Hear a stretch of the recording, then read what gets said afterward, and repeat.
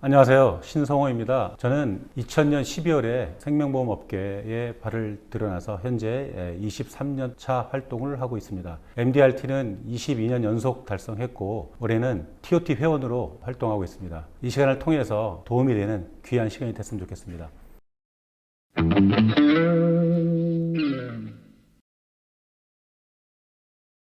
안녕하세요. 김승동의 초대. 오늘도 엄청난 분 모셨습니다. 한국 MDRT 협회 8대 회장님을 역임하셨고요. 지난해에는 이 어려운 시기에도 TOT를 달성하셨고요. 후배들한테 굉장히 귀감이 되시는 분이십니다. 신성호 회장님 모셨습니다. 안녕하세요. 안녕하세요. 어떤 일을 하시다가 보험으로 넘어오셨나요? 한국외환은행이라고요. 네.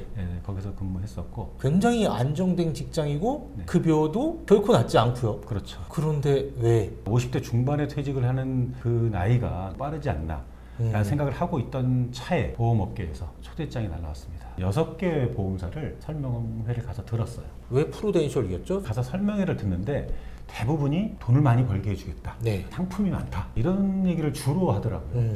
공감이 안 되는 거예요. 저도 답답하니까 맨 처음에 저를 초대했던 그 S보험사의 매니저에게 미안한데 6개 보험사를 다 다녀봤다.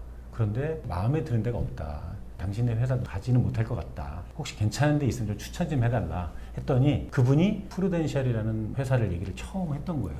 저는 그때까지는 프루덴셜 회사에 대해서는 알지 잘 못했었고요. 예. 네, 저희 회사에 창업 게시판이 있었어요. 어떤 분이 프루덴셜에 조인하게 됐다고 광고를 올렸더라고요. 그분에게 전화를 했어요. 1층 로비에 소파가 있었어요. 네. 네, 상담할 수 있는 거기 앉아가지고 그분한테 이제 회사에 대한 소개를 들었는데 그분도 루키였어요. 예. 그분의 눈에서 막 불이 반짝반짝 하더라고요. 그래서 괜찮겠다. 설명회를 한번 들어보자. 저하고 지금까지 이제 23년째 인연을 맺고 있는 세일즈 매니저를 소개받고 설명회를 들으러 저녁 8시에 당산동에 갔었죠. 2시간 정도 하거든요. 네. 듣는 내내 계속 공감이 되는 거예요. 맞아. 그렇지. 나오면서 횡단보도 신호를 기다리는데 눈물이 쫙 나더라고요.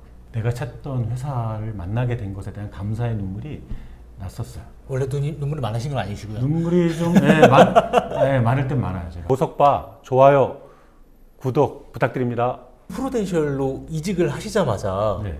엄청 열정적으로 네. 매진하신 걸로 알고 있어요. 네. 경주마 있잖아요. 경주마리 딱 눈 가리고, 가리고, 예. 앞만 향해 가죠. 그렇게 출발했던 것 같아요. 월요일부터 토요일까지 하루에 보통 한 15시간에서 17시간은 일했던 것 같아요. 보통 그 당시 한 7시 정도 출근했고요. 예. 집에는 제가 12시 전에 들어가려고 애를 썼어요. 대부분 가정 방문을 했어요. 저녁 시간에는. 부부가 같이 있을 때 예. 상담을 했고 거의 대부분 부부 계약을 했어요. 그리고 끝나면 귀사를 하고 귀사를 해야 그날 했던 상담들을 정리하죠. 그리고 그 다음날 할 상담을 준비하죠. 예. 그 시간도 사실 꽤 많이 필요하거든요. 예. 거의 뭐 11시를 넘는 건 부지기수죠. 회사 내에서 신입들별로 레이스를 해서 챔피언을 뽑는 제도가 있었어요. 예. 또 제가 초등학교 때 육상 선수였거든요. 다부신 네. 몸매가 네. 예사롭지 않은 몸매세요. 네. 그래서 계주를 했는데 그 레이스 펼치는 그 있죠. 예. 짜릿함 아세요? 역전했을 때. 이렇게 비슷하게 막 하면서 그 코너를 돌 때 그 느낌? 어떤 레이스를 펼칠 때 저는 그런 느낌도 막 살아나요. 제가 3개월 동안에 147건을 했습니다. 한 주에 12건 정도. 그게 가능한가요? 제가 했으니까 가능한 거죠. 제가 지금 생각해도 뭐 전혀 후회하지 않을 정도로 활동을 했고요. 제 1년 동안 계약 건수가 300건이 넘더라고요. 그리고 이제 회사 안에서의 커리어 패스가 있는데 제일 높은 직급이 그 당시에 이제 이규제큐티브라 그래서 이제 이사급 딱 36개월 만에 달성했습니다. 3W를 500주 하셨어요. 네네. 저는 3W는 연속해서 제가 6회까지 했어요. 그리고 중간중간에 저는 휴가라든지 뭐 이런 것들은 저는 풀로 다 썼어요. 6회 이후 때가 되니까 한 6년 정도 지났잖아요. 네. 그때는 고민이 생기죠. 나이 먹어서도 이렇게 할 건가? 그러면 내가 3W 안 하게 되면 이 실적을 유지할 수 있을까? 에 대한 호기심, 그리고 한번 도전. 3W가 어렵기도 했고 일부러라도 끊어보자 라는 생각도 있었고 그래서 6회를 하고 제가 쉬었어요. 3W 안 하면서 제가 또 활동을 했죠. 그럼에도 불구하고 실적은 거의 안 떨어졌어요. 고액건들이 많이 나와서 실적이 안 떨어졌다. 이거 저는 고액건이 그 당시에도 뭐 이렇게 많지는 않았어요. 주에 3건을 못했을 뿐이지. 평균적으로 따지면 사실은 3W 이상은 아마 했을 거예요. 3W를 300주까지 하고 1년인가 2년을 쉬었어요. 쉬었는데 하다 보니까 3W가 되는 거예요. 또 되다 보니까 2년은 또 했어요. 2년 하고 또 쉬었어요. 쉬었는데 제가 2009년도에 한국 MDRT 협회장이 됐어요. 협회장 되기 전에 바라본 협회장들은 너무너무 바빴어요. 그러면서 일은 또 해야 되고 협회장을 하면서 내가 이 일을 과연 같이 할 수 있을까 고민을 했고, 그러면 너무 바쁘지만 이때 3W를 다시 한번 해보자. 어떻게 보면 객기이고 어떻게 보면 도전이죠. 9회차를 협회장 기간에 했어요. 10회가 마무리가 좀 돼야 될 거 아니에요. 한 2년인가 있다가 10회를 하고 그 다음부터는 지금 안 하고 있습니다. MDRT가 왜 설계사분들한테 중요한지. 영업이라는 게 사실은 모든 운동하고 다 똑같아요. 멘탈이 무너지면 다 무너져요. 이 멘탈을 유지를 해야 되잖아요. 저는 강의 듣는 걸 좋아해요. 그것도 멘탈을 유지하기 위해서. 그 전부터 제가 MDRT 등록은 했어요. 행사 때도 참여도 했고 다 했지만 너무너무 감사하게도 2004년도에 이제 운영진으로 조인을 하게 되고, 운영진은 MDRT를 적극적으로 활동을 하는 거죠. 문화가 다른 사람들을 또 만나서 이렇게 생각도 하는구나, 이렇게 영업도 하는구나, 이런 걸 배우게 되죠. 그렇게 하다가 제가 한국 MDRT 협회장도 하면서, 협회장 할 때도 저는 헬퍼로서의 협회장을 했어요. 나를 따르라는 개념이 아니라 분과위원장들을 잘하게끔 돕는 자로서 고객을 만날 때는 같은 컨셉으로 바빴지만 너무 행복했다. 그리고 우리 후배 운영진들한테 행복한 시간이었다는 얘기도 들었고, 그러다 보니까 또 이게 국제 운영진하고 연결이 됐어요. 제가 한국에선 최초로 제가 아시아 지역 회장도 했었고, DVP라는 임원을 제가 한국에서 처음으로 제가 또 쭉 하면서 많은 걸 배웠고, 6월달에 연차총회를 미국이나 캐나다에서 하거든요. 거기서 만나는 사람들과 밤을 새서 얘기해 본 적도 있어요. 활동을 안 하니까 다 내려놓고 후배들이 똘망똘망한 눈으로 막 질문하잖아요. 저거 막 가르쳐주고 싶어가지고 막 얘기하다 보니까 밖에 벤치에서 얘기하고 있어요. 스타벅스 문을 여는 거예요. 그런 열정들을 가지고 서로 나눔, 이런 것들이 있었기 때문에 수분을 빨아들이지 않았나. 그래서 제가 이때까지 나무가 성장했고 이게 열매가 맺히지 않았나. 그 줄기가 저는 MDRT였다. 그렇게 생각합니다. 회장님께서는 영업을 한다는 생각보다 네. 봉사해야지라는 생각이 더 많으신 것 같아요. 네네네. 봉사라기보다는 헬퍼로 살자. 내 고객들에게, 주변 사람들에게 돕는 자로 살자. 그게 제 인생 철학이 됐어요. 제 고객에게 도움이 된다면 계약과 관계없더라도 범법 행위만 되지 않는다면 뭐라도 도와드리자. 중매도 해드리고 사업을 시작했으면 연결도 해드리고 팔아드리기라도 하고, 조금이라도 뭔가 도움이 된다면 뭐라도 하자. 이 직업은 따로 영업이라고 생각하지 않고 난 내 생활을 그냥 했을 뿐이야. 근데 실적이 되더라. 이게 최고의 영업이거든요. 그 컨셉이 통했고 실제 이 시장에서도 이루어질 수 있다. 외환은행이라면 좋은 직장을 관두고 하루에 5명, 7명을 만나고 12시 이전에 들어갔으면 좋겠다라는 생활을 하시고 했으면 가족분들한테는 어떤 생각이신 건지요? 되게 의미가 있는 게 2001년 1월 5일부터 영업을 했는데 우리 둘째 아이가 2001년 1월 6일생이에요. 그러니까 제 보험업의 기간과 우리 둘째 아이의 인생이 같이 가요. 12시에 딱 들어가면 우리 아이들이 안 자고 있어요. 한 12시 반까지 놀아주고, 그리고 애들 재우고 저 씻고 자고, 그 생활을 되게 오랫동안 했었고요. 주간 단위로 지점에서도 시상하잖아요. 뭐 상품권도 주고 막 하면 그걸 집에 갖다 주면 저희 집사람 되게 좋아하고 고마워하고 저도 기쁘고, 그거 보면서 초창기 때도 우리 큰아이랑 통화하면서 아빠 오늘 한 건 계약했어. 그랬더니 우리 큰아이가 아빠 이번 주 5건 계약했네 이러는 거예요. 그래서 이 아이가 중간중간 통화하면서 몇 건 계약했어 한 거를 얘가 세고 있으면서 이런 얘기를 하는 거예요. 그래서 우리 아이가 이걸 기억하고 있구나. 또 이제 컨벤션을 가잖아요. 또 애들 데리고 가기도 하고 가족에게 대한 보상은 이 정도면 됐지 라고 생각을 하고 살았던 것 같아요. 시간이 지나면서 보니까 우리 가족들이 이렇게 응원이 없었다면 내가 이거 과연 할 수 있었을까? 라는 생각을 했어요. 거의 집 쪽에 신경 안 쓰고 밖에만 신경 썼잖아요. 근데 이 아이들을 키우면서 아이들 사춘기도 있었고 엄청 어려운 시기가 많이 있었잖아요. 저로 하여금 최대한 신경을 안 쓰게 하려고 아내가 엄청 노력을 많이 했다는 거를 나이가 드니까 이제 알겠더라고요.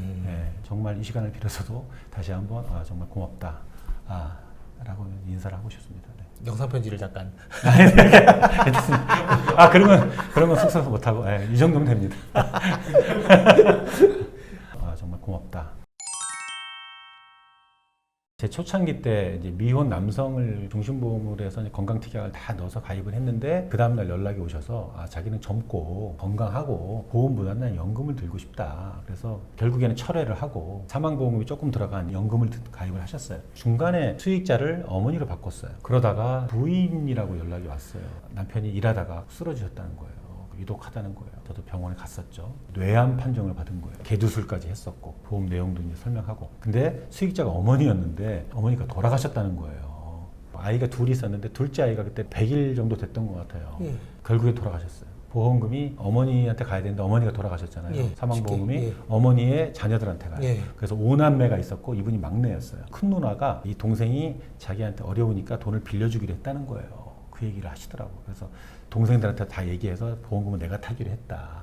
그래서 결국에는 동의를 받고 큰 누나한테 가서 제가 보험금을 지급하면서 얘기를 했어요. 애들도 어리고 한데 그 아이들을 위해서 사실은 준비한 거니까 나중에 누나께서 어느 정도 여유가 되시면 조카들에게 도움을 드려라 라고 말씀은 드렸어요. 하지만 그렇게 된 것 같지는 않아요. 그 케이스가 사실 제일 마음에 남고 고객이 그냥 철회하고 다시 해달라고 해서 그냥 해주면 안 되겠구나 라는 생각을 하게 된 계기가 됐던 그런 케이스죠. 네. VIP 네. 고객분이 계신데 연금을 좀 크게 드셨어요. 그리고 개시가 시작됐어요. 네. 근데 너무너무 좋아하셨어요. 그러면서 이분이 첫 연금을 타면 네. 밥을 사겠다. 부인하고 같이 와라. 신라 호텔로 초대를 하셔가지고 네. 뷔페를 사주시더라고요. 내가 뭐 해드린 건 없는데 별로 저한테 고마움을 표시하는 그런 분이 계세요. 그래서 저도 감사했고 이제 리뷰 해드리러 가거든요. 가끔. 그럼 자꾸 뭘 주세요. 그래서 괜찮다고 그러셔도 꼭 주세요. 네, 그래서 주면 또 받아다가 또 집에 갖다 주고 그런 분이 계세요. 저는 영업과 정반대의 성격입니다. 믿어지진 않는데요. 네, 다들 뭐 믿어지지 않는다고 하더라고요. 근데 제가 어렸을 때부터 살아온 어려웠던 환경들, 뭐 이런 것들이 사실 저를 소심하게 만들었고 내성적으로 만들었고 지금도 내성적이에요. 예. 남 앞에 나서는 거 별로 안 좋아하고요. 이렇게 동영상 찍는 거 사실 저 별로 좋아하진 않습니다. 네. 굉장히 어렵게 섭외했습니다. 네, 좋아하지 않고 남한테 제가 홍보되는 것도 별로 좋아하지 않습니다. 제 고객들한테 제가 저를 보여주면 됐지 저를 많이 알리거나 막 이렇게 하고 싶지는 않습니다. 별로. 성격상. 예. 그런데 제가 영업하러 오니까 그런 내성적인 성격으로만 이렇게 해갖고는 영업이 되지는 않겠구나. 그리고 또 하나는 이 내성적인 성격은 상담의 깊이, 생각의 깊이가 있을 수 있겠구나. 이 장점은 가져오자. 외향적인 성격의 활동량은 내가 도입하자. 변해보자. 두 가지 장점을 결합하자. 라고 해서 지금의 제가 된 것 같아요. 제가 23년 동안 하지 않은 영업 중에 하나가 대학원 영업, 골프 영업, 술 영업, 모임 영업 그런 영업은 안 해봤습니다. 의도적으로 내가 명함을 내밀고 안 맞아요. 제 성격에. 나 부끄러워. 보석바, 좋아요, 구독 부탁드립니다. 회장님께서 생각하시는 성공과 행복이 뭘까요? 우리가 드라마를 보거나 영화를 볼 때 이게 희극이냐 비극이냐 언제 결정되죠? 결론에서요. 네, 결론에서 결정되잖아요. 우리 인생도 희극으로 끝날 거냐 비극으로 끝날 거냐는 결론에서 결정된다. 내 인생의 성공은 이 세상을 떠날 때 후회 없이 살았다면 될 것 같아요. 정말 사랑하는 사람들과 함께 그 사람들 곁에서 내가 조용히 숨을 거둘 수 있다? 그러면 저는 정말 성공이라고 봐요. 당연히 빚은 물려주면 안 되겠죠, 자식한테. 저는 행복은 감사에서 나온다 생각해요. 감사가 많은 사람이 행복한 사람이에요. 이 감사는요, 능력이에요. 정말 작은 것에서 감사를 할 수 아는 사람은요, 이거는 배워서 되는 건 아닌 것 같아요. 감사가 내 입에 배어 있는 사람, 아니면 모든 것을 감사로 볼 줄 아는 사람, 이 사람은 행복할 수밖에 없다. 근데 이 감사는 어디서 나오냐? 이 세상을 살아가는 이유를 발견하는 사람. 소위 말하면 자존감이 높은 사람. 그리고 이타심이 있는 사람은 항상 감사가 몸에 배어 있다. 자존감은 계속해서 내가 자존감을 올려야지 해서 올라가는 게 아니라는 거죠.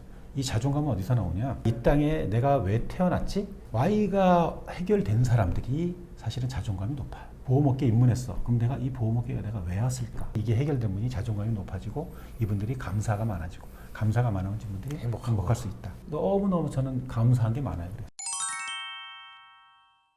역지사지를 잘하는 것 같아요. 서운한, 분노, 어려울 때 모두 역지사지가 필요해요. 분노는 가능하면 가라앉게 해주고요. 서운함이 할 때는 이해하게 되고요. 잘 나갈 때는 겸손하게 해줘요. 화날 때도 저는 거의 100% 후회해요. 맞아. 그래. 그때는 이 사람이 아마 이래서 이랬을 건데 내가 앞섰구나. 너무 내가 화를 냈구나. 이게 다 역지사지구나. 좋아하는 거는 음악을 듣는 거, 음악을 하는 거. 중고등학교 때 친구들하고 교회에서 중창단을 했어요. 그 시간들이 저에겐 되게 인생에서 되게 소중한 시간이었고 지금도 버킷리스트 중에 하나는 좋은 합창단 들어가서 평생 노래하고 싶어요. 그런 합창단을 찾고는 있어요. 계속 결정은 못했지만 언젠가는 하게 될 거고요. 트로트 있잖아요. 네, 트로트는 인생을 많이 노래하잖아요. 그래서 가사가 좋은 것들 위주로 한국 가곡 좋은 게 되게 많더라고요. 옛날에 양념이 많은 게 좋았다면 요즘에는 담백한 거 이런 게 좋고 계속 들었는데 어떤 날은 이 가사가 확 들어올 때가 있잖아요. 나이가 먹으니까 이제 가사가 더 많이 들어와요. 최근에 이제 듣는 음악 중에 하나가 이제 김영랑 시인의 모란이 피기까지는 안치환 씨가 부른 노래가 있거든요.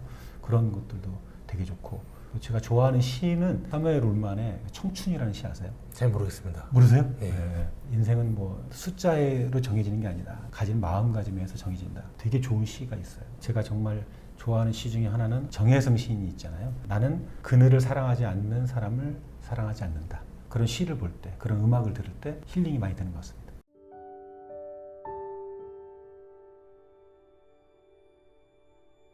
나는 그늘이 없는 사람을 사랑하지 않는다. 나는 그늘을 사랑하지 않는 사람을 사랑하지 않는다. 나는 한 그루 나무의 그늘이 된 사람을 사랑한다. 햇빛도 그늘이 있어야 맑고 눈이 부시다. 나무 그늘에 앉아 나뭇잎 사이로 반짝이는 햇살을 바라보면 세상은 그 얼마나 아름다운가. 나는 눈물이 없는 사람을 사랑하지 않는다. 나는 눈물을 사랑하지 않는 사람을 사랑하지 않는다. 나는 한 방울 눈물이 된 사람을 사랑한다. 기쁨도 눈물이 없으면 기쁨도 아니다. 사랑도 눈물 없는 사랑이 어디 있는가. 나무 그늘에 앉아 다른 사람의 눈물을 닦아주는 사람의 모습은 그 얼마나 고요한 아름다움인가.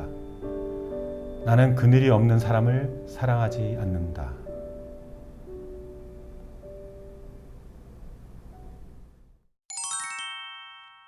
제가 거절을 맞아서 힘들어서 울어본 적은 단 한 번도 없었습니다. 예. 근데 많이 울었어요.